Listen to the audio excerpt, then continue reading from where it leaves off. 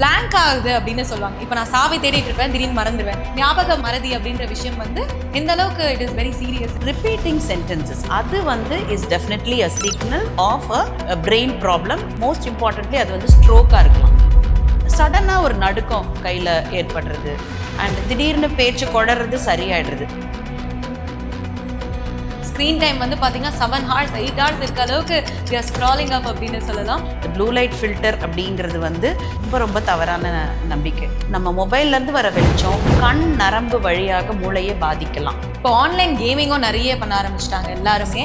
Researchers என்ன சொல்கிறாங்க, இப்போ குழந்தைங்க நிறைய பேர் அடுத்தடுத்த வர ஜெனரேஷனில் ரொம்ப யங் ஏஜ்லேயே. உங்களோட எக்ஸ்பீரியன்ஸில் நீங்கள் பார்க்குற மக்கள் வந்து கேஷுவலாக இதை எடுத்துக்கிறாங்க, but it is a neurological sign. Brain வந்து ஒரு silent organ, but a very very important controlling organ. அந்த வாமிட்டிங் எடுத்தால் அந்த ஹெட்டேக் குறையுது அப்படின்ற மாதிரி தான் இனிஷியல் ஸ்டேஜில் இருந்து அக்ரிவேட் ஆயிருக்கு.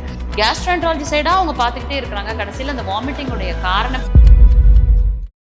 Hi, this is VJ Barney here. We have Dr. M. Kavita, Senior Consultant Neurologist, Velamal Hospitals, Madurai. வணக்கம் மேம், எப்படி இருக்கீங்க? வணக்கம், நல்லா இருக்கேன். Super. Yes, so this episode is going to be brain and beyond with doctor Kavitha. ஏன்னா brain அப்படின்ற விஷயத்தை வந்து எல்லாருமே அசால்ட்டாக எடுத்துக்கிறாங்க. தலைவலினா கூட டக்குன்னு மாத்திரை போட்டு சாப்பிட்டா சரியாயிடப்பா அப்படின்னு சொல்கிறாங்க. So we have to elaborate people and create an awareness அப்படின்னு நினைக்கிறேன். ஸோ முதல் கேள்வியே வந்து உங்களோட எக்ஸ்பீரியன்ஸில் நீங்கள் பார்க்குற மக்கள் வந்து கேஷுவலாக அதை எடுத்துக்கிறாங்க, but it is a neurological sign அப்படின்னா நீங்கள் என்ன சொல்லுவீங்க? கேஷுவலாக எடுத்து அது சீரியஸ் இஷ்யூ ஆகிட்டதுக்கு அப்புறம் தான் அவங்களுக்கு தெரிஞ்சுது அப்படின்னா என்ன சொல்லுவீங்க? Okay, good question. பட் ஏன்னா பிரெயின்லேருந்து வர சிம்டம்ஸ் வந்து காமனாக மிஸ் ஆகிறதுக்கு சான்ஸ் இருக்குது. பிகாஸ் வேறு உறுப்புகள்லேருந்து வர ஒரு சிம்டம், ஒரு வலியாக இருக்கலாம், வயத்து வலியாக இருந்ததுன்னா இமீடியட்டாக வயத்தில் ப்ராப்ளம் இருக்குன்னு நமக்கு ஒரு அலர்ட்டிங் சிக்னல் வந்து இமீடியட்டாக நமக்கு கிடச்சிருது. அடிப்பட்டா உடனே ஓகே அது ஆர்த்தோவில் போய் பார்க்கலாமான்றது தெரியுது. பட் பிரெயின் வந்து ஒரு silent organ, but a very very important controlling organ. ஆக்சுவலாக சுஜாதா வந்து தலைமைச் செயலகம்னே ஒரு புக் எழுதியிருக்காரு அபவுட் பிரெயின். ஸோ அதுதான் அது ஆப்ட் வேர்ட். ஏன்னா அதுதான் வந்து எல்லாத்தையுமே கண்ட்ரோல் பண்ணுறது. ஸோ பிரெயின்லனால ஏற்படுற சிக்னல்ஸ் வந்து பலதரப்பட்ட சிம்டம்ஸாக இருக்கிறதுனால மக்கள் அதை ரொம்ப காமனாக கேஷுவலாக அதை கடந்து போக வாய்ப்பு இருக்குது when it occurs first. So அதில் முதல்ல வந்து ஹெட்டேக். நீங்கள் சொன்ன மாதிரி தான் ஹெட்டேக்னா ஓகே அது டேப்லெட் போட்டால் சரியாயிடலாம்னு நினைக்கலாம். அண்டு அந்த ஒரு ஹெட்டேக்கை வந்து கேஷுவலாக எடுக்கிறதுக்கு சான்ஸ் இருக்குது.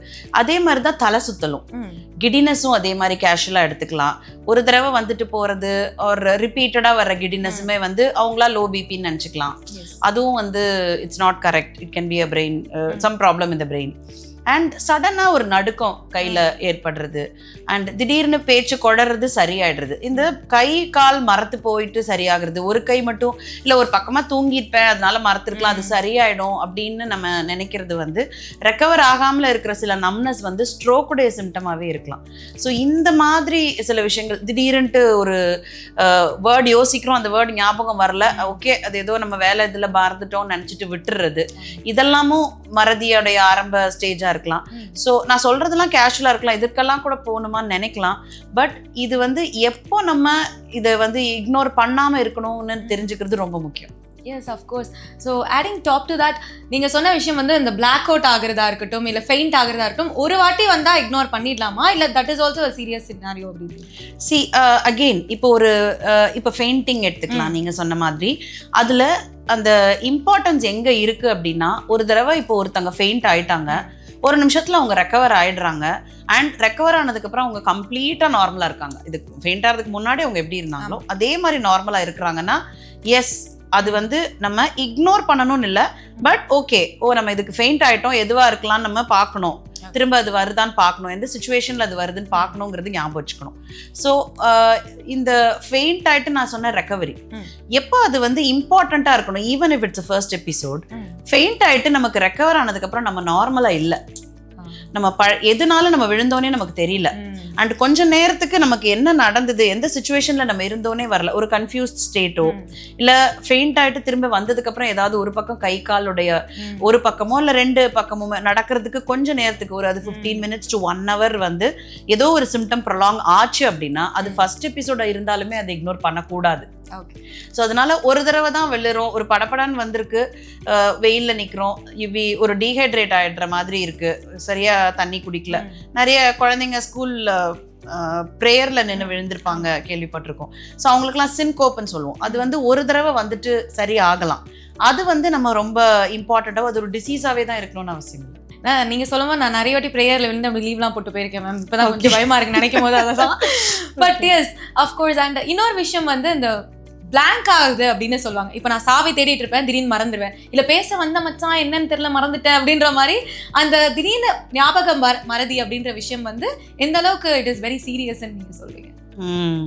இந்த ஞாபக மறதின்னு நீங்கள் சொல்கிறது வந்து நான் வந்து ஒரு முன்னாடிலாம் வந்து ஒரு ஏஜுக்கு மேலே நான் பார்த்துருக்கேன். இந்த மாதிரி ஓகே அந்த ரிட்டையர்மெண்ட் ஏஜ் குரூப்பில் இருக்கும் பொழுது அவங்களுக்கு வந்து ஆமாம் எனக்கு கொஞ்சம் மறக்குது டாக்டர் அந்த மாதிரி வந்து சொல்லுவாங்க. இப்போ வந்து எனக்கு மெமரியிலே இருக்க மாட்டேங்குது, எனக்கு நான் ரொம்ப மறந்துடுறேன் அப்படிங்கிறது வந்து ஸ்கூல் படிக்கிற பசங்களில் இருந்து பெரியவங்க வரைக்கும் எல்லாருமே சொல்கிற காமன் இதுவாயிடுச்சு. அந்த மெமரிங்கிறதுக்கு வந்து கடவுள் நமக்கு பிரெயின்ல ரெண்டு சைடு ஆஃப் த பிரெயின்லயுமே அதுக்கு வந்து சென்டர் கொடுத்துருக்காரு. So we should know brain வந்து ரைட் சைடு லெஃப்ட் சைடுன்னு இருக்கு. அப்படிதான் அது பிரெயினோட இயக்கமே இருக்கு. ஸோ ரைட் சைட்லயும் மெமரியோடைய சென்டர் இருக்கு, லெஃப்ட் சைட்லயும் மெமரியோட சென்டர் இருக்கு. எதுக்கு அப்படின்னா இந்த மெமரிக்கு சில காம்பனன்ட்ஸ் ரொம்ப முக்கியம். அதுக்கு முக்கியமான அட்டென்ஷன், கான்சென்ட்ரேஷன், அதாவது கவனம் அண்ட் அதை வந்து அந்த கவனிச்சு அதை உள்ள கிரகிக்கிறதுன்னு சொல்லுவோம் இல்லையா. ஸோ கவனத்தோட நிதானமா ஒரு வேலையை செய்யும் பொழுது யூஸ்வலா நமக்கு ஞாபக மறதி வராது. அண்ட் இப்போ காமனா ஏன் இந்த ஞாபக மறதி ஃபர்கெட்ஃபுல்னஸ் வருது அப்படின்னா டே டு டே இதுல வந்துன்னா நம்ம வந்து எல்லாருமே ஆல்மோஸ்ட் மல்டி டாஸ்க் பண்றோம். ஃபோன் பேசிட்டே பைக் ஆஃப் பண்ணிட்டு சாவி ஒரு இடத்துல வைக்கிறோம். அது ஒரு ரீசன் மறக்கலாம்.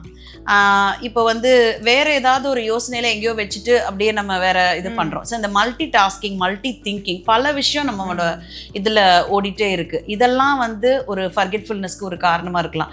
அண்ட் இன்னொன்று முக்கியமானது வந்து நமக்கு எப்படி நமக்கு பிரெயின் நம்மளோட பாடி ஒரு டயர்ட்னஸ் ஆகுது, ஒரு ரொம்ப நேரம் வேலை பார்த்துட்டு டயர்ட் ஆகுதோ நம்மளோட பிரெயினுக்குமே அந்த ஒரு டயர்ட்னஸ் இருக்கும். ஸோ அதுக்கு ரொம்ப முக்கியம் ஸ்லீப்.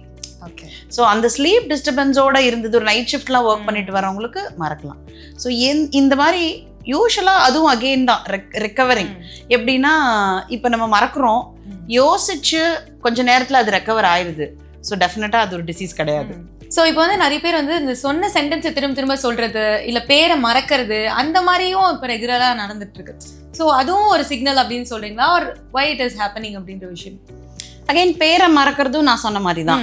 இப்போ நம்ம கவனமா யோசிச்சு அந்த பேரை நம்ம மனசுல வச்சோம், திரும்ப அந்த பேரை ரெக்கலெக்ட் பண்றோம்னு வச்சுக்கோங்க, அது வந்து யூஸ்வலா நமக்கு மறக்காது. இப்போ ஒரு தடவை பார்த்துட்டு அதுக்கப்புறம் உங்களை ரொம்ப நாள் கழிச்சு பாக்குறோம் அப்படின்னாலும் நமக்கு வந்து இது மறக்கிறதுக்கு சான்ஸ் இருக்கு. திரும்ப அதை யோசிச்சு அது வருதா, அங்கதான் தேர் லைஸ் தி ட்ரிக். ஸோ ரெக்கலெக்ட் பண்ணா ஆர் ரிலேட்டபிளா சில பேர் என்ன மறந்துட்டீங்களா, ரொம்ப அங்க பாத்தீங்களே அந்த கல்யாணத்துல பாத்தீங்களேன்னா ஆமா நீங்க வருதானே. ஸோ அந்த ரெக்கலெக்ட் பண்றோம் இல்லையா, that is what the brain does. So that is a very normal function of a brain. So again இந்த மல்டி டாஸ்கிங் இதனால பிரெயின் வந்து சில சமயம் என்ன பண்ணிடும்னா நம்மளுக்கே வந்து இது உனக்கு இம்பார்ட்டன்ட், ஸோ இது நீ ஞாபகம் வச்சுக்கோ, இது உனக்கு இப்போ இம்பார்ட்டன்ட் இல்லை, ஸோ இப்போதைக்கு நீ இது மறந்தா பரவாயில்ல அப்படின்ற மாதிரி சொல்லிடும். So that is one thing about that thing. And repeating sentences, அது வந்து is definitely a signal of a brain problem, and most importantly அது வந்து ஸ்ட்ரோக்கா இருக்கலாம். பிகாஸ் மொழி அப்படிங்கிறது நான் வந்து பேசுறது அப்படின்னு கூட ஸ்பெசிஃபிக்காக சொல்ல மாட்டேன். ஏன்னா மொழி உருவாகிறதே மூளையில தான். ஏன்னா இப்போ பேச்சு திக்குது அப்படின்னா கூட டங்ல ஒரு ப்ராப்ளமா இருக்கலாம், வாயில ஒரு புண்ணு இருந்தா கூட நமக்கு பேச்சு குளறலாம். ஸோ மொழி உருவாகிறதுன்னு நான் ஏன் சொல்றேன்னா நம்ம பேசுறத இப்போ நீங்க எனக்கு கேள்வி கேட்குறீங்க, நான் அதை அண்டர்ஸ்டாண்ட் பண்ணணும், அது கேள்விதான் என்னோட பிரெயினுக்கு அது ரியலைஸ் ஆகணும், அதுக்கு ஒரு பதில் அது தேடணும், அந்த பதிலை சொல்லணும். இதுதான் மொழி, திஸ் இஸ் லாங்குவேஜ். ஓகே, இதுல ஏற்படுற ஒரு பர்டிகுலர் சர்க்கியூட்ல உள்ள ப்ராப்ளம் தான் இந்த ரிப்பீட்டிங் சென்டென்சஸ். ஸோ நல்லா இருக்கிறவங்க ஒரு இது திரும்ப அதே சொல்லிட்டே இருக்கிறாங்க, அப்போ டெஃபினட்டா அது பிரெயின்ல உடைய ஒரு ப்ராப்ளத்தோடைய அறிகுறி தான். ஓகே. அண்ட் இப்போ மொபைல் யூசேஜ் வந்து இன்னும் அதிகமாக ஆயிடுச்சு. ஸ்க்ரீன் டைம் வந்து பார்த்தீங்கன்னா 7 hours 8 hours இருக்க அளவுக்கு they are scrolling up அப்படின்னு சொல்லலாம். ஸோ அது வந்து எந்த அளவுக்கு மைக்ரேன் ஒரு இர்ரெகுலர் ஸ்லீப் பேட்டர்ன்ஸை வந்து உருவாக்குதுன்னு நீங்கள் நினைக்கிறீங்க? Very good, thank you for asking. Because இது வந்து ரொம்ப ரொம்ப ஒரு முக்கியமான அண்ட் ஒரு பேர்னிங் ப்ராப்ளம்னு சொல்லலாம் மொபைல். இது வந்து நமக்கு அட்வான்ஸ்மெண்ட், சயின்ஸோடைய அட்வான்ஸ்மெண்ட்ல ஒரு அட்வான்டேஜோட அதோட நம்ம நிறைய டிஸ்அட்வான்டேஜ்ல நம்மளோட ஹெல்த் ரொம்ப பாதிக்கிறதுக்கு காரணம் வந்து இந்த மொபைல் யூசேஜ். அதுல ஃபர்ஸ்ட் வந்து அந்த mobile light exposure. So night தூக்கம் வர வரைக்கும் நம்ம பார்க்கலாம் அப்படின்னு. முன்னாடி புஸ்தகம் படித்தோம், இப்போ வந்து புக்ஸும் வந்து அதுலேயே இது பண்ணிடுறோம். அந்த ஒரு ஸ்டேஜுக்கு அப்புறம் தூக்கம் வர வரைக்கும் ஒரு படம் பார்க்கலாம், டிவி பார்த்தோம், இப்போ அதுவும் மொபைல்லையே பார்க்க ஆரம்பிச்சோம். ஸோ இந்த எல்லா ஆஸ்பெக்ட்ஸும் மொபைலில் பண்ண லைட் எல்லாம் ஆஃப் பண்ணிட்டு நம்ம படுக்க போயிட்டு அந்த லைட், அந்த எஸ்பெஷலி நம்ம நினைக்கிறோம் ப்ளூ லைட் ஃபில்டர் போட்டால் இது எல்லாத்தையுமே தவிர்த்துடலான்னு. அது கிடையாது. இந்த ப்ளூ லைட் ஃபில்டர் அப்படிங்கிறது வந்து இந்த எல்லா டேமேஜஸையும் தடுத்துரும் அப்படின்றது ரொம்ப ரொம்ப தவறான நம்பிக்கை. ஸோ நம்ம மொபைல்லேருந்து வர வெளிச்சம் கண் நரம்பு வழியாக மூளையை பாதிக்கலாம். அதில் மைக்ரைன் மட்டும் இல்லை, பல காம்ப்ளிகேஷன்ஸ் வரலாம். முக்கியமாக மைக்ரைன் இருக்கிறவங்களுக்கு இந்த பர்டிகுலர் விஷயம், இந்த லைட்னால வர்றது வந்து திரும்ப திரும்ப இந்த ரெக்கரண்ட் ஹெட்ஏக்ஸை உருவாக்கலாம். இந்த நெக்ஸ்ட் டே ரொம்ப ஃப்ரீக்வெண்ட். ஏன்னா மைக்ரைனில் ஃப்ரீக்வன்சி ஆஃப் ஹெட்ஏக் அதிகரிக்க அது வந்து டெஃபினட்டாக ஒரு பெரிய ப்ராப்ளம் ஆகிடும். Not only as a disease, அது அவங்களுடைய பர்சனல் லைஃப்பில், ரிலேஷன்ஷிப்பில் அண்ட் அவங்களோட பர்சனாலிட்டியை மாற்றிடுவோன்னு சொல்லுவோம். ஸோ அதுக்கெல்லாமே இந்த மொபைல் யூசேஜ் ரொம்ப ஒரு ஹிண்ட்ரன்ஸாக தான் இருக்குது. Okay, and since we are talking about digital, இப்போ ஆன்லைன் கேமிங்கும் நிறைய பண்ண ஆரம்பிச்சிட்டாங்க எல்லாருமே. So is that it can occur seizure அப்படின்ற விஷயம் வந்து வருமா? சீஜர் அதனால் ட்ரிகர் ஆகுமா அப்படின்ற விஷயம்? எஸ், ஆன்லைன் கேமிங்னு ஸ்பெசிஃபிக்காக சொன்னதுனால நான் அது பற்றி இன்னொரு விஷயமும் சொல்கிறேன். பட் நீங்கள் சொல்கிற மாதிரி mobile usage, online gaming, reels பார்க்குறது, ஸோ இந்த ஃப்ளிக்கரிங் ஆஃப் லைட்ஸ் இல்லையா, திரும்ப திரும்ப அதை டக்குன்னு நமக்கு முன்னாடி மாறும்பொழுது கண் கிட்ட அது மாறுது. ஸோ அது வந்து ஃபிட்ஸை உண்டு பண்ணுற ஒரு விஷயம். ஸோ ஃப்ளிக்கரிங் ஆஃப் லைட்ஸ் வச்சே நாங்கள் இஇஜி, அதாவது ஃபிட்ஸுக்கு எடுக்கிற ஒரு டெஸ்ட்டே நாங்கள் ஃப்ளிக்கரிங் ஆஃப் லைட்ஸை வச்சு பண்ணுவோம். பிகாஸ் அது ஃபிட்ஸோடைய வேவ்ஸை உண்டு பண்ணுதா அப்படின்னு பார்ப்போம். ஸோ இன் தேட் கேஸ் அந்த மொபைல் அது வந்து ரிப்பீட்டடாக பண்ணுறது வந்து ஜெனட்டிக்காக சில பேருக்கு அந்த டெண்டன்சியோடு அவங்க பிறக்கலாம், அது இல்லாமலே கூட அவங்க இறக்கலாம் முன்னாடி. இப்போ அந்த டெண்டன்சி இருக்கிறவங்களுக்கு இந்த மொபைல் யூசேஜ் பண்ணுறதுனாலேயே டார்மெண்ட்டாக இருந்த ஒரு disease becomes active, they become epileptic. அது வலிப்பு நோய் உள்ளவர்களாகவே மாறிடுறாங்க. அண்ட் அது குழந்தைகளுக்கும் வர்றது தான் இப்போ ரொம்ப அலாமிங்காக இருக்குது. இந்த ஆன்லைன் கேமிங் அப்படிங்கிறது வந்து கேஷுவலாக ஆரம்பிக்கிற ஒரு விஷயம்.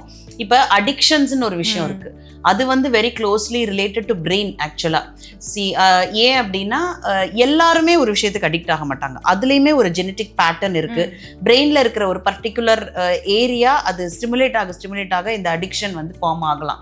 ஸோ அதே மாதிரி தான் அந்த ஆன்லைன் கேமிங் வந்து இப்போது முன்னாடி இந்த சென்டரில் வல்னரபிளாக இருக்கிறவங்களுக்கு அவைலபிலிட்டி இல்லாமல் இருந்து இதுலேருந்து தப்பிச்சவங்க அந்த அப்போல்லாம் நிறைய. இப்போ வந்து அது ரொம்ப காமனாக அவைலபிளாக இருக்கிறதுனால ஏஜ் பயஸ் இல்லாமல், மென் விமென் இல்லாமல் everybody are getting in to that addiction அப்படின்ற ஒரு முன்னாடி எப்படி ஆல்கஹால், ட்ரக் அதெல்லாம் தான் ஒரு அடிக்ஷனாக இருந்ததோ, இப்போ இந்த ஆன்லைன் கேமிங், ஏன்னா அது வந்து இட் இன்க்ரீசஸ் ஒரு particular substance in the brain, அது வந்து it induces addiction as a டிசீஸே. So that's a new problem with online gaming apart from the other problems. Yes, of course. And இது விளையாடுறதுனாலயோ இது பார்க்கறதுனாலயோ irregular sleep patterns அதிகமாகுதுன்னு நினைக்கிறேன். And also the vision flashes அந்த மாதிரி விஷயங்களும் வருது அப்படின்னு சொல்லிட்டு இருக்காங்க. So how serious it is? Irregular sleep pattern ஆ இருக்கட்டும் இல்ல இந்த vision flashes வரதா இருக்கட்டும், எந்த அளவுக்கு சீரியஸா we have to consider it? இப்போ வந்து vision flashes and sleep disturbance, again இது ரெண்டும் வந்து ஒன்று மைக்ரைனுடைய பார்ட்டாகவும் இது அக்ரவேட் ஆகலாம் பிகாஸ் ஆஃப் ரிப்பீட்டட் இந்த exposure to the mobile screen. அது இந்த ஃப்ளாஷஸ் ஆஃப் லைட் எஸ்பெஷலி அது வந்து நாட் ஓன்லி இன் மைக்ரைன், அதுவும் சீஷருடைய ஒரு அறிகுறியாக இருக்கலாம். ஸோ பிரெயினில் வந்து ஒரு ஆக்சிபிட்டல் ரீஜன் ஒன்று இருக்குது, வேர் விஷனுக்கு மட்டும் இப்போ நம்ம கண் நரம்பு போய் சேர்ற இடம் அது, அந்த இடம் ஸ்டிமுலேட் ஆகி அது ஃப்ளாஷஸ் ஆஃப் லைட்டாக வர்றது ஃபிட்ஸாகவே அது இருக்கலாம் ஒன்று. இன்னொன்று அது வந்து விஷன், அந்த கண் நரம்பு கொஞ்சம் வீக்கன் ஆக்கிட்டே இருக்கலாம். ரிப்பீட்டடாக வந்து நம்மளுடைய ஐ வந்து எப்பயுமே வந்து அப்பப்போ லாங்காகவும் பார்க்குறதுக்கும் கிட்ட பார்க்குறதுக்குமே வந்து அகாமடேஷன் சொல்லுவோம். அண்ட் அதே மாதிரி தான் லைட்டு இல்லாத ரூமுக்கு நம்ம ஒரு தியேட்டருக்குள்ளே நுழைஞ்ச உடனே பார்த்தீங்கன்னா நம்மளால பண்ண முடியாது, பட் கொஞ்ச நேரம் கழிச்சு we get use to it. Correct. அது ஏன்னா நம்ம கண் நரம்பு வந்து brain will tell to accommodate okay இந்த லைட் கம்மியா இருக்கு ஸோ இப்படி ஒர்க் பண்ணு அப்படின்னு அது வந்து மாற்றும். இது வந்து ஒரு அஃப்கோர்ஸ் எல்லாத்துக்குமே ஒரு லிமிட் இருக்குல்ல, அது இல்லாம அதை நம்ம திரும்ப திரும்ப பண்ணும் பொழுது we say that nerve becomes weak. Strain பண்றதுனால அந்த நர்வ் வீக்கா இருந்தனால பார்வையும் அஃபெக்ட் ஆகுது. ரிசர்ச்சர்ஸ் என்ன சொல்றாங்க, இப்ப குழந்தைங்க நிறைய பேர் அடுத்தடுத்த வர ஜெனரேஷன்ல ரொம்ப யங் ஏஜ்லயே மயோபிக்ஸ், அதாவது ஷார்ட் சைட் லாங் சைட், இந்த ரிஃப்ராக்டிவ் எரரோட இருக்கிற குழந்தைங்களுடைய எண்ணிக்கை அதிகமாயிட்டே இருக்கு அப்படிங்கிறது தான் researchers. Okay, since we're talking about அந்த ஸ்டூடெண்ட்ஸோட இஷ்யூ ஒன்று இருக்குது, என்னன்னா கான்சென்ட்ரேஷன் இல்லாமல் போயிடுச்சு, கவனக்குறைவாக இருக்குது அப்படின்னு கேஷுவலாக சொல்லிடுறாங்க. But that also leads to a neurological sign அப்படின்னு சொல்கிறீங்களா நீங்கள்? எஸ், நியூரலாஜிக்கல் டிசீஸ் அப்படிங்கிறத விட அவங்களுடைய quality of life and productivity, அவங்களுடைய கெப்பாசிட்டியவும் எஃபிஷியன்சியவையும் குறைக்கிற ஒரு விஷயமா இருக்கு. இப்போ அதில் வந்து பார்த்தீங்கன்னா அகெயின் நம்ம மொபைலில் ப்ளேம் பண்ணுற மாதிரி இருக்குது. இப்போ குழந்தைங்களுக்கும் வந்து கான்சன்ட்ரேஷனில் ப்ராப்ளம் வர்றதுக்கு காரணம் என்ன அப்படின்னா, இப்போ பார்த்தீங்கன்னா இப்போ முன்னாடி ஒரு 1 hour 1.5 hours இல்லைனா முன்னாடி சினிமா தான் 2.5 hours நம்மளுடைய டைம் ஸ்பேனை அட்டென்ஷனை கேதர் பண்ணி உட்கார வைக்கிற ஒரு மீடியம் ஆஃப் நம்மளுடைய ப்ளஷராக இருந்தது, ஒரு இதுவாக இருந்தது. அதே மாதிரி எந்த ஹாபின்னு எடுத்துக்கிட்டிங்கனாலும் குழந்தைங்களுக்கு வந்து முன்னாடி வந்து ஒரு டான்ஸ் கிளாஸாக 1 hour, ஒரு என்ன நீங்கள் ஒரு எம்ப்ராய்டரி பண்ணுறீங்களா ஹவர்ஸ் டுகெதர் நீங்கள் அதை பண்ணுறோம். ஸோ ஒரு விஷயத்தில் ரொம்ப நேரம் கான்சென்ட்ரேட் பண்ணக்கூடிய ஒரு ட்ரைனிங் தான் நமக்கு இருந்தது. அதுதான் நார்மல், அப்படி தான் இருக்கணும். ஏன்னா இப்போ கிளாஸஸே பார்த்தீங்கன்னா 40 நிமிஷம் 45 நிமிஷம் ஒரு பீரியட் வைப்பாங்க, அதுக்கு மேலே வைக்க மாட்டாங்க. அதுக்கப்புறம் அடுத்த கிளாஸ் போவாங்க. ஏன்னா அதுதான் அந்த அட்டென்ஷன் ஸ்பேன் ஆஃப் சில்ட்ரன்னு சொல்லுவோம். ஸோ இந்த அட்டென்ஷன் ஸ்பேன் என்ன ஆகுது இப்போ கொஞ்சம் கொஞ்சமாக குறையிறதுக்கு காரணம் 1 minute மேல ஒரு வீடியோவை நம்ம பார்க்க மாட்டேங்கிறோம். ரீல்ஸ் வந்து 1 நிமிஷம், இப்போ வந்து 1 நிமிஷத்துக்கு அப்புறம் அடுத்து தள்ளிடுறோம். இப்போ அதவே கூட ஓகே இது நமக்கு அந்த ஹை கொடுக்கல, இது நமக்கு பிடிக்காத விஷயம்னா நம்ம ரொம்பவே தள்ளி போயிடுறோம். அண்ட் அதை வந்து நமக்கு அது whatever அதுவுமே வந்து ரியலைஸ் பண்ணிடுது. ஓகே நீங்க இதை தான் விரும்பி பாக்குறீங்க, ஸோ அந்த டைப் ஆஃப் இதெல்லாம் வந்துகிட்டே இருக்கு. ஸோ ஷார்ட்டர் ஸ்பேனை வந்து இதை வந்து நார்மலைஸ் ஆக்கிட்டு இருக்கிறதுனால தான் இந்த அட்டென்ஷன் ஸ்பேன் குறையுது. ஸோ நான் மெமரி பத்தி உங்ககிட்ட சொன்ன போது இந்த அட்டென்ஷன் ஸ்பேன் அப்படிங்கிறது மெமரிக்கு ரொம்ப ரொம்ப முக்கியம்.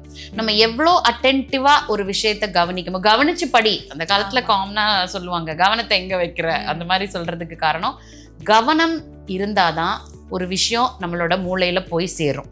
அதை ரிப்பீட் பண்ணாதான், அதை திரும்ப திரும்ப அதை நம்ம சொன்னோம் அப்படின்னா தான் அந்த மூளையில் அது ஒரு ஃபேக்டா பதியும்.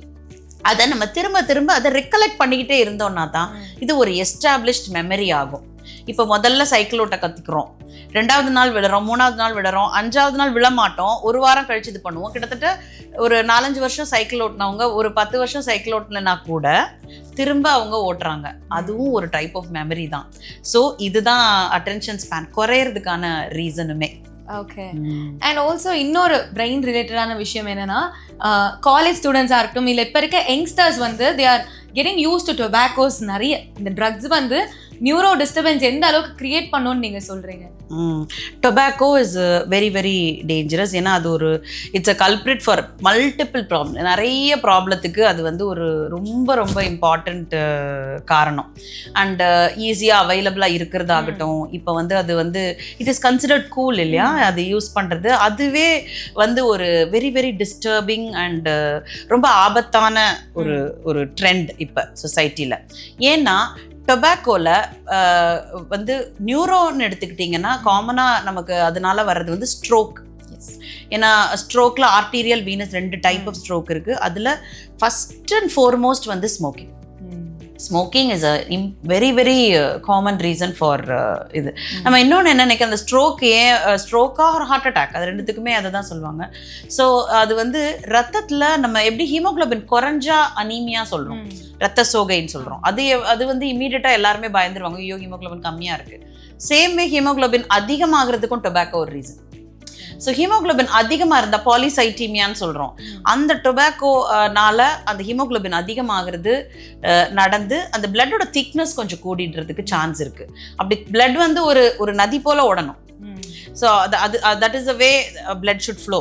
நம்ம ரத்த குழாய்கள் அது அந்த மாதிரி ஓடணும். அப்படி இல்லாமல் அது வந்து தேங்குறதோ இந்த திக்னஸ் அதிகமாகி கிளாட் ஆகுறதோ தான் அந்த ஸ்ட்ரோக்குடைய இது இம்பார்ட்டன்ட். இது இன்னொன்று அந்த அடிக்ஷன் நான் சொன்ன மாதிரி வல்னரபிள் பீப்புள் அண்ட் ரிப்பீட்டடாக அதை யூஸ் பண்ணிக்கிட்டே இருக்கும் பொழுது அந்த அடிக்ஷனுக்குன்னு போயிட்டாங்க அப்படின்னா அதுலேருந்து அவங்க மீளறதுக்கு அவங்க கண்டிப்பாக ட்ரீட்மெண்ட் எடுத்தே ஆகணும். ஏன்னா டொபாக்கோ வந்து மெமரி அஃபெக்ட் பண்ணலாம். ரொம்ப சீக்கிரமாகவே இந்த காமனாக டெய்லியே வந்து செயின் ஸ்மோக்கர்ஸ் அந்த மாதிரி இருக்கிறவங்களுக்கு என்ன ஆகும் அப்படின்னா ஒரு 75 வயசில் இருக்கிறவங்களுக்குரிய பிரெயின் மாதிரி 40 வயசில் ஆகிடும். ஓகே. ஸோ அதுதான் வந்து ஒரு ரொம்ப ரொம்ப sad part in that. And அதை அவங்க ரியலைஸ் பண்ணும்போது ரொம்ப it becomes too late. So இது ஒரு சோஷியல் ஒரு கெட்ட பழக்கம், ஐயோ நீங்கள் பண்ணக்கூடாது அப்படின்றது வந்து கொஞ்சம் கொஞ்சமாக மாறி அது வந்து ஓகே நீங்கள் எத்தனை சிகரெட் அடிக்கிறீங்கிறது உங்களுடைய ஸ்டேட்டஸ் சிம்பிளாக மாறுறது வந்து health wise for the forthcoming generation நிறைய பேர் அது வந்து ரொம்ப ரொம்ப ஒரு அபாயகரமான trend. Okay, thank you for sharing. And இன்னொரு காமனான விஷயம் என்னன்னா, நான் ரொம்ப வியந்து இதை பதில் நான் கேட்க போகிறேன்னு நினைக்கிறேன். ஏன்னா நானே அதை பண்ணியிருக்கேன். இப்போ ஒரு சின்ன தலைவலி அப்படின்னு சொன்னாலே, ஒரு சின்ன இஷ்யூ இருக்குது அப்படின்னு சொன்னாலே ஓவர் த கவுண்டர் டேப்லெட்ஸ் வாங்கி போடுறது. தலைவலியா அந்த மாத்திரை போடுப்பா சரியாயிடும் அப்படின்னு என் வீட்லேயே 10 மாத்திரை வச்சுருப்பேன். அந்த மாதிரி வித்தவுட் ப்ரிஸ்கிரிப்ஷன் நம்ம வந்து ஓவர் த கவுண்டர் டேபிளில் போய் வாங்கி சாப்பிட்டு சரியாயிடும் அப்படின்றது எந்த அளவுக்கு நம்ம எப்போ போய் கரெக்டாக நியூராலஜிஸ்ட்டை மீட் பண்ணணும்னு நீங்கள் சொல்வீங்க? இது நான் டே இன் டே அவுட் என்னுடைய பேஷண்ட்ஸ்க்கு எல்லாமே சொல்கிறேன். ப்ளீஸ் மெடிக்கல் ஷாப்பில் போய் இப்படி நீங்களாக வாங்கி போடாதீங்க. ஏன்னா இது நம்ம கண்ட்ரியில் காமனாக கிடைக்குது. ஃபஸ்ட்டு அது அவைலபிளாக இருக்கிறதே ரொம்ப ரொம்ப தப்பு. இந்த மாதிரி ப்ரிஸ்கிரிப்ஷனில் ஒரு பர்டிகுலர் மெடிசின் வந்து பெயினுக்காக வந்து எல்லாருக்குமே அது தெரியும். அது அந்த அவ்வளோ காமனாக அது எல்லாருக்கும் அந்த பேரே தெரிகிற அளவுக்கு அது இன்னும் இருக்குது. It causes a lot of problem. பிரெயினுக்கு மட்டும் இல்லைங்க, அது கிட்னி லிவரையும் பாதிக்குது.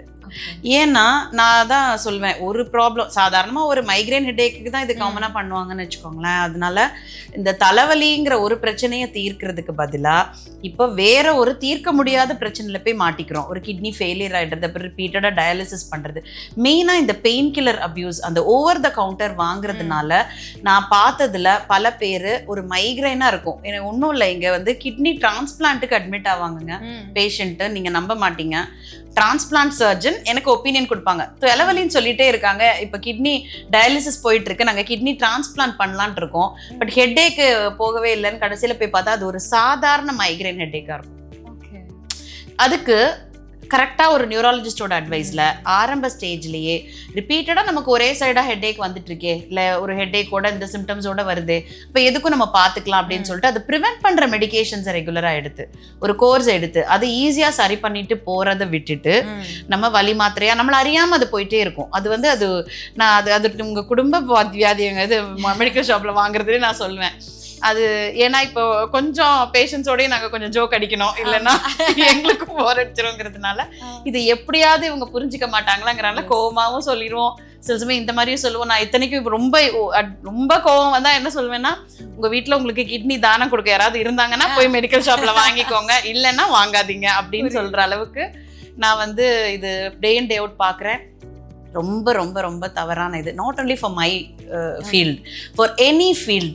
மெடிக்கல் ஷாப்பில் ஒரு 2 to 3 months கூட சில டாக்டர்ஸ் ப்ரிஸ்கிரிப்ஷன் ரெகுலராக கொடுத்துடலாம் ஃபார் எனி ப்ராப்ளம். அந்த ப்ரிஸ்கிரிப்ஷனோட டியூரேஷன் முடியும் பொழுது உங்களால் அந்த கன்சல்டண்ட்டை பார்க்க முடியலன்னா கூட please consider some other doctor. என்னால் இமீடியட்டாக போய் அந்த கன்சல்ட்டை பார்க்க முடியல doctor, can I take it for some more time? அவங்கள பார்க்குறது வரைக்கும் இதை நான் கண்டினியூ பண்ணலாமா, இல்லை இதை பண்ணுங்க பண்ணாது? டெஃபினட்டாக எனி எம்பிபிஎஸ் முடிச்ச ஒரு டாக்டர் வந்து இதை கண்டினியூ பண்ணலாம், இதை ஒரு ஸ்டேஜுக்கு மேலே கண்டினியூ பண்ணக்கூடாதுங்கிறத 100% சொல்லிடுவாங்க. So I always say over the கவுண்டருக்கு நோ, ஆல்வேஸ் நோ. ஓகே, நீங்க எனக்கு நோ சொன்ன மாதிரி இருந்தது. ஏன்னா பெரும்பாலான மக்கள் வந்து அதுதான் பண்றாங்கன்னு நினைக்கிறேன். அண்ட் செகண்ட் திங் வந்து மக்கள் பயப்படுறது, எம்ஆர்ஐ ஸ்கேன் எடுத்துட்டு வாங்க, சிடி ஸ்கேன் எடுத்துட்டு வாங்க அப்படின்னு சொன்னால் ஏதோ ஒரு பெரிய பிரச்சனை இருக்கு அப்படின்ற மாதிரி தான் நினைக்கிறாங்க. So what's your view on it? One thing is எல்லா ஹெட்டேக் காமனாக ஹெட்டேக்கு சொல்லும்போது தான் இது அவங்க யோசிப்பாங்கன்னு நான் நினைக்கிறேன். ஏன்னா ஒரு ஸ்ட்ரோக்கோ இல்லை நியூரோ அவங்கள அப்புறம் ஒரு இம்பார்ட்டன்ட் டிசீஸோட வரும்பொழுது நம்ம சொல்லும்போது அதை யோசிக்கிறது இல்லை. அண்ட் ஹெட்டேக்கு தான் காமனாக அவங்க சொல்லுவாங்க. எல்லா ஹெட்டேக்குமே வந்து ஒரு தடவை ஒரு நாள் வாரத்தில் ஒரு 2 தடவை மட்டும் வந்துருச்சு, இவ்வளோ நாள் எனக்கு வந்ததே இல்லை, இந்த மாதிரிலாம் வர சிம்பிள் ஹெட்டேக்கில் வந்து ஸ்கேன் ஆக்சுவலி தேவை கிடையாது. அண்ட் அவங்க சொல்லவும் மாட்டாங்க. சில ரெட் ஃபிளாக்ஸ்னு இருக்கு தலைவலியில். அந்த டைமில் neurologist would always ask for a scan.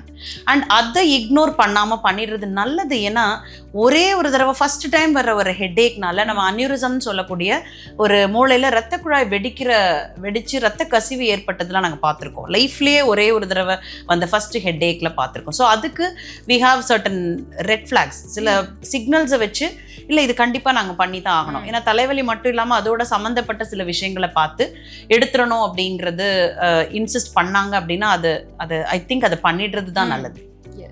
Since you told us the small example, இந்த மாதிரி ஒரு விஷயம் இருந்தது, ஃபர்ஸ்ட் டைம் தலைவலி வரும்போது இந்த அளவுக்கு சிவியர் ஆகலாம் அப்படின்னு சொல்லி நீங்க ஃபேஸ் பண்ண அன்எக்ஸ்பெக்டட் சினாரியோஸ் ஒரு கேஸ் இருக்குப்பா அப்படின்னா என்ன சொல்வீங்க? காலேஜ் கோயிங் கேர்ள் ஆக்சுவலி வந்தாங்க. அவங்க வந்து ஷி கேம் வித் நிறைய எண்டோஸ்கோபி. அதாவது இப்போ எண்டோஸ்கோபி உங்களுக்கு தெரியும், அதாவது கட்ல அதாவது ஸ்டமக் ஆர் இன்டெஸ்டைன்ல ஏதாவது ப்ராப்ளம் இருக்கா, முக்கியமாக ஸ்டமக்ல ப்ராப்ளம் இருக்கா, அல்சர் கம்ப்ளைண்ட் அடிக்கடி வர்றதுக்கு பண்ணுறக்கூடிய டெஸ்ட்டில் ஒரு 5-6 எண்டோஸ்கோப்பியோட வந்தாங்க. அவங்க வந்து பேசிக்காக நிறைய இடத்துல பார்த்துட்டு என்னன்னே தெரியல அண்டு ரொம்ப மயக்கம் போட்டு விழுந்து தான் கூட்டிகிட்டு வந்தாங்க. கேஸ்ட்ரோஎன்ட்ராலஜிஸ்ட் தான் ரெஃபர் பண்ணார். கேஸ்ட்ரோஎன்ட்ராலஜிஸ்ட் பார்த்துட்டு இது என்னன்னே தெரில, அந்த வாமிட்டிங்க்கு என்னன்னே ஐடென்டிஃபை பண்ண முடியலன்னு சொல்லி தான் வந்தாங்க. அவங்க ரிப்பீட்டடாக பிளட்டில் வாமிட் எடுக்க ஆரம்பித்து தான் வந்தாங்க. ஆனால் அது என்ன ஆச்சு அப்படின்னா அந்த ரிப்பீட்டட் வந்து அவங்கக்கிட்ட ஹிஸ்ட்ரி, அவங்கக்கிட்ட அது என்ன நடந்தது, எப்படி ஸ்டார்ட் ஆச்சு அது கேட்கும் பொழுது அந்த பொண்ணு வந்து எப்பயுமே அந்த வாமிட்டிங்க்கு முன்னாடி வர்ற ஹெட்டேக்கு வந்து அதை இக்னோர் பண்ணிகிட்டே தான் இருந்திருக்காங்க. ஒரு ஹெட்டேக்குன்னு வந்து அது ரொம்ப அக்ரவேட் ஆகிட்டு அது ஒரு வாமிட்டிங் எடுக்கிறாங்க. அந்த வாமிட்டிங் எடுத்தால் அந்த ஹெட்டேக் குறையுது அப்படின்ற மாதிரி தான் இனிஷியல் ஸ்டேஜில் இருந்து அக்ரவேட் ஆயிருக்கு. So basically she had migraine. So இந்த மைக்ரைன் வந்து அது அவங்க அம்மாக்குமே மைக்ரைன் இருக்குது, பட் இந்த அளவுக்கு சிவியராக இல்லைங்கிறதுனால அவங்க என்ன பண்ணிட்டாங்க அப்படின்னா தலைவலியா ஓகே இந்த மாத்திரை போட்டுட்டா சரியாயிடும் அப்படின்ட்டே இருந்து அந்த தலைவலி அதிகமாகி வாமிட் பண்ணால் ரிலீவ் ஆகுது அப்படிங்கிறதுனால அதுவும் அக்ரவேட் ஆகிட்டு இந்த ஹெட்டேக்கே அவங்க மறந்துட்டாங்க. அந்த வாமிட்டிங் அக்ரவேட் ஆகிட்டு அதுலேருந்து she became very dehydrated, blood வாமிட்டிங்லாம் எடுக்க ஆரம்பிச்சு கேஸ்ட்ரோஎன்ட்ராலஜி சைடாக அவங்க பார்த்துக்கிட்டே இருக்கிறாங்க. கடைசியில் அந்த வாமிட்டிங்குடைய காரணமே மைக்ரைன் தான். ஸோ அதுக்கு ட்ரீட் பண்ண உடனே அவங்க வாமிட்டிங் அந்த எந்த ப்ராப்ளம்காக அவங்க பல டாக்டர்ஸ் பார்க்க ஆரம்பிச்சாங்க, completely become all right. So sometimes simple problem lies in the details they give. So அதனால தான் அது வந்து that was very unique because அந்த பொண்ணு ரொம்ப சிக்காக இருந்தாங்க. ஷி வாஸ் வெரி ஆல்மோஸ்ட் ஐசியூவில் இருந்தாங்க பிளட் வாமிட் எடுத்து. கடைசியில் இது ட்ரீட் பண்ண உடனே she became completely all right. She went back to the college and all. So அதனால தான் மைக்ரைன்ல இருக்கிற பல இந்த symptoms should not be forgotten. Okay, so thanks for sharing that. Because சின்ன சின்ன விஷயங்களை வந்து நம்ம கன்வே பண்ணுறதுனால அது குணமாயிடலாம் அப்படின்றது இது மூலியமா தெரியுது. லாஸ்ட் பட் நாட் லீஸ்ட், பீப்புளுக்கு நீங்கள் வந்து நியூரோ செக்அப்ஸ் எவ்வளோ ரெகுலராக எடுக்கணும்னு சொல்வீங்க? ரெகுலர்னு சொல்ல மாட்டேன், யாருக்கெல்லாம் எடுக்கணும் அப்படின்னு நான் சொல்லுவேன். ஒன்று ஒரு சீனியர் சிட்டிசன்ஸும் எந்த சிம்டம் இருந்தால், இப்போ அவங்க வந்து ஏஜ்னால தான் ஸ்லோவாக நடக்கிறாங்கன்னு நினைக்காம அவங்க எப்போ வந்து ஒரு ஸ்லிப் அண்ட் ஃபால் ஏதோ ஒரு என்ன ரீசன் தெரில, அவங்க ஒரு வேளை பாத்ரூம்லேயோ எதுவோ விழுந்துட்டாங்க, அவங்க வழுக்கி தான் விழுந்தாங்க அப்படின்னு இல்லாமல் அந்த ஏஜ் குரூப்பில் இருக்கிறவங்களுக்கு ஒரு நியூரோ செக்அப் மாதிரி அவங்களோட கெயிட் எப்படி இருக்குது, அவங்க நடக்கிறது ஸ்டெடியாக இருக்கா, இது பார்க்குறதுக்காக ஒரு நியூரோ செக்அப்னு பண்ணலாம். ஒரு நியூராலஜிஸ்ட்டை கன்சல்ட் பண்ணலாம்.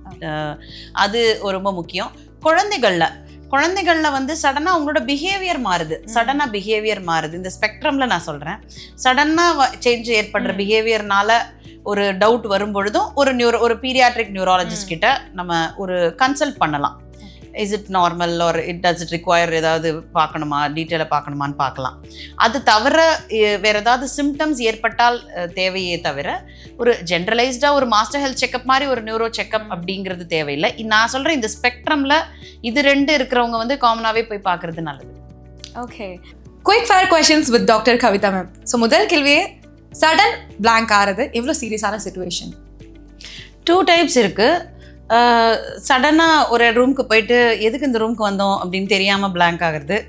ரெண்டாவது கொஞ்ச நேரம் blank ஆகிட்டு என்ன நடந்ததுன்னே தெரியாமல் இருக்கிறது. செகண்ட் நான் சொன்னது தான் சீரியஸ்.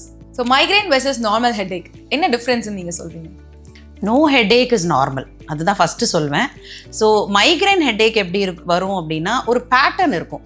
திரும்ப திரும்ப ஒரே மாதிரி ஒரு பேட்டர்ன், ரைட் சைடோ இல்லை எந்த சைடு வேணால் வரலாம், இல்லை ஃபுல்லாக கூட வரலாம். பட் அது ஹெட்ஏக் மட்டும் இல்லாமல் அதோடு சேர்ந்து சில சிம்டம்ஸும் இருக்கும். லைக் ஒரு நாசியா, வாமிட்டிங்கிறது எக்ஸ்ட்ரீம், பட் வாமிட்டிங் சென்சேஷனோட ஒரு உமட்டல் மட்டும் கூட இருக்கலாம் ஹெட்ஏக்கில். ஸோ இந்த மாதிரி சில சிம்டம்ஸோட வர ஒரு பேட்டர்னில் வர்றது தான் migraine headache. irregular sleep pattern is equal to brain stress. What is your take?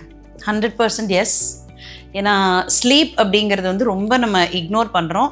அது என்ன சும்மா தூங்குறதுல போய் டைமை வேஸ்ட் பண்ணணுமா அப்படின்னு சொல்கிறோம். அது வந்து ரொம்ப தப்பு. Because sleep is very very important for brain health. ஏன்னா பிரெயினை வந்து மறுபடியும் நம்ம ரீவயர் பண்ணி ஒரு ரீபூட் பண்ணுற மாதிரியான விஷயம் வந்து sleep. So it's very important for brain. So mobile phone ரொம்ப நேரம் பார்க்குறதுனால ஸ்க்ரீன் டைம் இன்க்ரீஸ் ஆகிறதுனால what are the issues we get?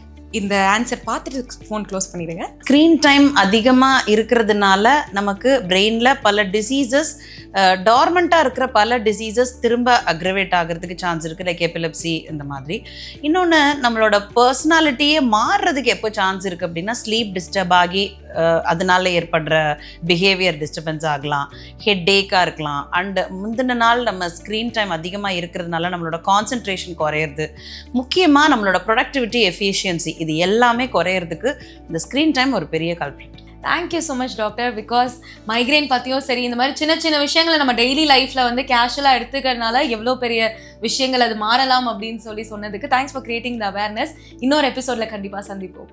Thank you.